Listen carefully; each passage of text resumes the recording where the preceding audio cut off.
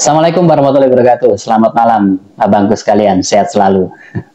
Kita akan lihat ya perkembangan bagaimana tentang masalah ijazah lagi-lagi ijazah Bapak Jokowi, mantan presiden kita, yang oleh Bang Roy Suryo dan kawan-kawannya yang mengatakan bahwa ijazah tersebut adalah ijazah palsu.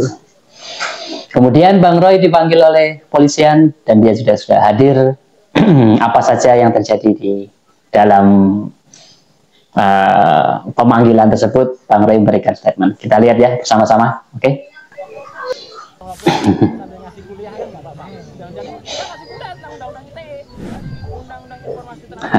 Bang Roy memberikan kuliah gratis pada polisi. Menjelaskan tentang ITE, contoh pelanggaran-pelanggaran ITE. Apakah ada korelasinya dengan ITE? Pelanggarannya di mana, Bang Roy Suryo?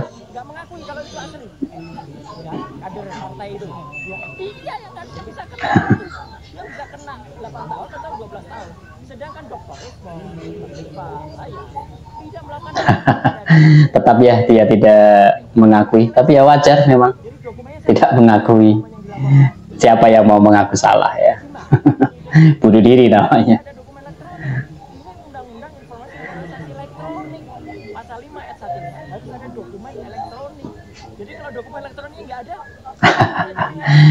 Dituduh melakukan pembunuhan tanpa ada mayatnya.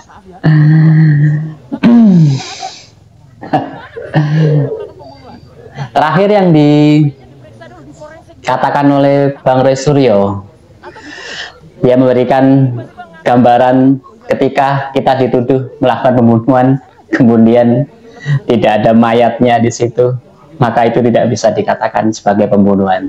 Tapi sebenarnya mirip ketika Bang Roy Suryo melakukan analisa digital forensik yang katanya dia dari bukan barang yang sesungguhnya, atau hanya memberikan penilaian dari postingan seseorang, kemudian dianalisa, kemudian dianggap ada kejanggalan-kejanggalan di situ dan mengatakan bahwa ijazah tersebut palsu.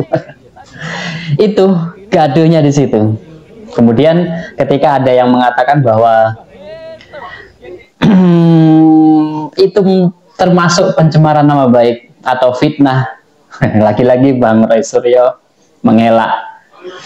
Ya berarti yang salah yang posting itu, bukan yang memberikan statement yang keluar-keluar bahwa itu ijazah palsu. Selalu seperti itu, muter, kita dibuat pusing yang melihatnya. Tapi bagaimana menurut pandangan orang awam seperti kita, seperti saya pribadi, seperti ini ya, tidak ada kepentingan apapun dalam urusan berpolitik seperti itu. Justru saya melihatnya itu dari sisi yang lain ya. Kenapa sih Bang Roy Suryo ini begitu ngototnya, begitu semangatnya mengatakan bahwa ini palsu? Dia berani speak mana-mana, dia berani berkomentar kemana-mana dengan lantang sekali mengatakan bahwa ini palsu, ini palsu, ini palsu. Ternyata ini palsu dari analisa postingan seseorang, bukan dari analisa barang yang resmi. Bahkan juga dari pihak UGM juga sudah mengatakan bahwa itu Pak, itu asli. Dia lari ke skripsinya yang palsu. Dari situ ini menurut pandangan saya pribadi ya, sepertinya ada sesuatu hal yang ada nilai untungnya, atau ada nilai value-nya, atau ada sesuatu yang dikejar oleh Bang Roy Suryo, entah apa. Pasti ada sesuatu yang besar di balik itu sehingga dia mau melakukan hal senekat itu. Kalau saya pribadi ya, nanti pun ketika nanti itu diproses secara hukum, Bang Roy pasti kalah lah. Sulit untuk menang. Dia juga tahu pasti dia akan kalah. Tapi kenapa dia mau berkorban seperti itu? Resikonya kan nanti pasti di penjara. Meskipun di penjara nanti juga penjara Indonesia seperti apa kita tahu semua ya. Tapi dia mau menerima hal itu. Makanya kalau pikiran saya pribadi ya, apa yang didapat oleh Bang Ray Surya? Mesti ada sesuatu. Seberapa besar yang dia dapat ya?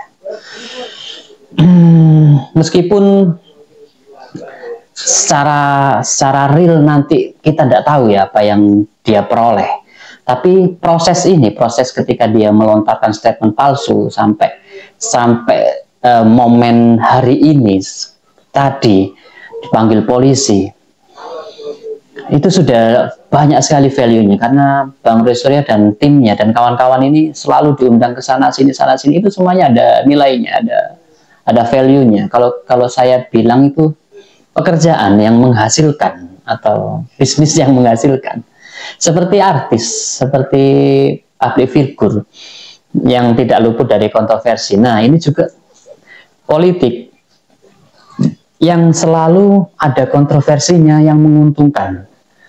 Jadi secara masyarakat umum atau awam seperti kita itu sebenarnya jangan terlalu fanatik condong ke membela Pak Jokowi, kemudian atau membenci Pak Jokowi, atau membela Bang Ray Surya dan kawan-kawan, atau membenci mereka. Kalau saya pribadi tidak perlu seperti itu, karena mereka semuanya dapat untung. Meskipun dari sisi Pak Jokowi sendiri juga mungkin ada hal-hal apa yang sehingga ini yang diangkat, isu ini yang diangkat sebegitu intensnya, sebegitu peliknya. Simple, permasalahan yang simple tapi dibuat sebegitu ribetnya. Capek ya melihat seperti itu. Drama ini bagi saya drama yang menghasilkan banyak orang-orang yang diuntungkan dari kasus ini. Itu ya Bang, tetap slow. Mendengar hal-hal seperti ini tuh kita sikapi dengan santai ya, jangan terlalu terprovokasi dari sini, kemudian dari pihak sini. Biasa aja, hal-hal seperti ini tuh seperti kita melihat drama. Meskipun pihak sini mengatakan, oh ini besar sekali pengaruhnya, ketika seperti ini nanti Indonesia menjadi seperti ini, menjadi hancur, menjadi reputasinya seperti ini, akan apa dibawa kemana Indonesia? Enggak sejauh itu. Bagi saya pribadi ya, enggak sejauh itu, enggak selebay itu, enggak. Mereka ini ada keuntungan-keuntungan yang kita tidak tahu. Gak mungkin rugi. Gak mungkin mereka mau menerima hal yang rugi, karena bagi saya kalau ini nanti benar-benar jatuh di pengadilan, pasti kalah lah timnya Pak Ray Surya ini, pasti kalah. Kalah, nggak mungkin menang.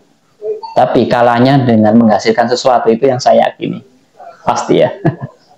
Oke Bang, sehat selalu. Mudah-mudahan selalu dilancarkan rezekinya. Itu dari saya. Assalamualaikum warahmatullahi wabarakatuh. Bye.